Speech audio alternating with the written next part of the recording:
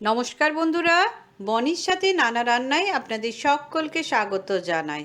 আজকে আমি নিয়ে এসেছি আপনাদের জন্য প্রতিবারের মতো এবারও একটা অন্যতম রেসিপি, ইলিশ মাছের মাথা দিয়ে কচুলোতে। তাহলে ইলিশ মাছের মাথা দিয়ে কচুলোতে কিভাবে বানাতে হয় দেখে নেওয়া যাক আমার এই ভিডিওটা। প্রথমে দেখুন আমি এখানে কচুলতেগুলো রেখেছি এবং দেখুন 500 গ্রাম কচুলতে নিয়েছি এবং সেটা ছুরি দিয়ে ভালো করে ছোট ছোট করে পিস করে আমি কেটে নিচ্ছি। তারপর আমি এগুলোকে ভালো করে ছাড়িয়ে নেব কিন্তু খোসাগুলো। দেখুন এখানে সুন্দর করে ছোট ছোট করে সমস্ত কচুলতেগুলো পিস করে নিচ্ছি। তারপর এই জন্যই আমি ছাড়িয়ে নিচ্ছি যাতে কিনা কচুলতে না ছাড়ালে কিন্তু কুটকুট করবে গলাতে। সেই জন্য আমি সুন্দর করে এইভাবে সব কটা ছাড়িয়ে নেব। এইভাবে আমি দেখুন একটা প্লেটে কচুলতেগুলো ছাড়িয়ে রেখেছি এবং ধুয়েও রেখেছি। এইখানে আমি দুখানা ইলিশ মাছের মাথা রেখেছি দেখুন, জাস্ট একখানা দুটো ভাগ করে, এবং সেটা নুন হলুদ দিয়ে মাখিয়ে নিচ্ছি ভালোভাবে, পরিষ্কার করে ধুয়ে রেখেছি। তারপর এটা নুন হলুদ দিয়ে মাখিয়ে নিলাম এইভাবে সুন্দর করে। আর আমি সর্ষের তেল রেখেছি দেখুন তার পাশে, এবং দেখুন এইভাবে আমি চারিপাশটা মাখিয়ে নিয়েছি। তারপর আমি দেখুন এখানে কড়াইয়ে আমি তেল গরম করতে দিচ্ছি।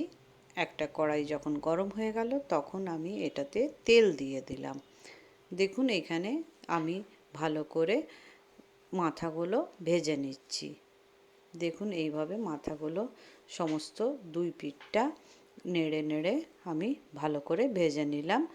আর তারপর দেখুন আমি এখানে কাঁচা লঙ্কা রেখেছি, আর এইখানে দেখুন আমি ফোড়ন দিয়ে দিলাম শুকনো লঙ্কা আর কালো জিরে। যেই তেলটা গরম হয়ে গেল তারপর আমি কচুলোতে যেগুলো ধুয়ে রেখেছিলাম সেগুলো আমি দিয়ে দিয়েছি। তারপর আমি নুন আর হলুদ এখানে আমি দিয়ে দিচ্ছি। তারপর আমি কচুলতেগুলো ভালো করে নেড়ে নেব। দেখুন এইভাবে আমি একটা খুন্তির সাহায্যে ভালো করে আমি কচুলতেগুলো নেড়ে নিচ্ছি। দেখুন চারিদিকে আমি সুন্দর করে নেড়ে নিয়ে তারপর আমি ঢাকা দিয়ে দিলাম। এটা ঢাকা দেওয়ার পর যেই একটু সেদ্ধ হয়ে যাবে নিজে নিজেই, জল না দিলেই, তারপর দেখুন আমি জল দিতে হয়নি আর কি। তারপর আমি এখানে সর্ষে রেখেছি দেখুন বেটে, এবং সর্ষেটা আমি এর মধ্যে দিয়ে দেব। আমি এখানে দেখুন সর্ষে দিয়ে দিচ্ছি আর একটু করে নাড়তে থাকছি। তখন আমি দেখছি যে এটা মোলায়েম হয়ে গেছে এবং অনেকটাই মাখা মাখা হয়ে এসছে। আমি কিন্তু এখানে একদম জল ব্যবহার করিনি, সেই জন্য যে সর্ষেটা দিয়ে আমি সামান্য একটু জল দিলাম।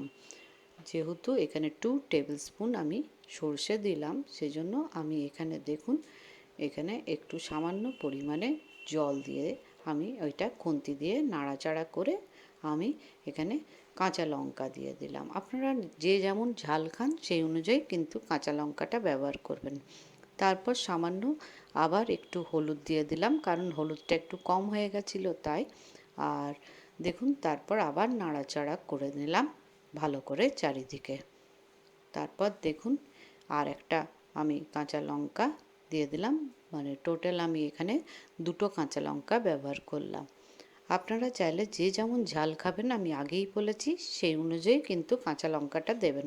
তারপরে মুড়োটা আমি এখানে ভেঙে নিয়েছি, এবং দেখুন আমি তো কাঁটাগুলো বেশিরভাগ বেছে নিয়েছি। আপনারা চাইলে কাঁটা সমেতও দিতে পারেন, আর নাইলে আপনারাও বেছে নিতে পারেন। তারপর দেখুন আমি এখানে সমস্ত মুড়োটা দিয়ে আমি দেখুন নাড়াচাড়া করে দিলাম খুন্তি দিয়ে। তারপর চারিদিকে মিশিয়ে দিচ্ছি। দেখুন এইভাবে মিশিয়ে দিতে হবে সুন্দর করে চারিপাশটাতে। তারপর আমার কচুলোতে তৈরি হয়ে যাচ্ছে। এই ইলিশ মাছের মাথা দিয়ে কচুলোতে যদি আপনাদের ভালো লাগে তো কাইন্ডলি লাইক, শেয়ার আর কমেন্ট করবেন, আর অতি অবশ্যই সাবস্ক্রাইব করবেন। আর যারা সাবস্ক্রাইব করেছেন তাদের অসংখ্য ধন্যবাদ। বেল আইকনটা প্রেস করতে ভুলবেন না আমার নিত্য নতুন রান্না পাওয়ার জন্য। ভালো থাকুন, সুস্থ থাকুন, আর আমার নতুন রেসিপি ট্রাই করতে থাকুন।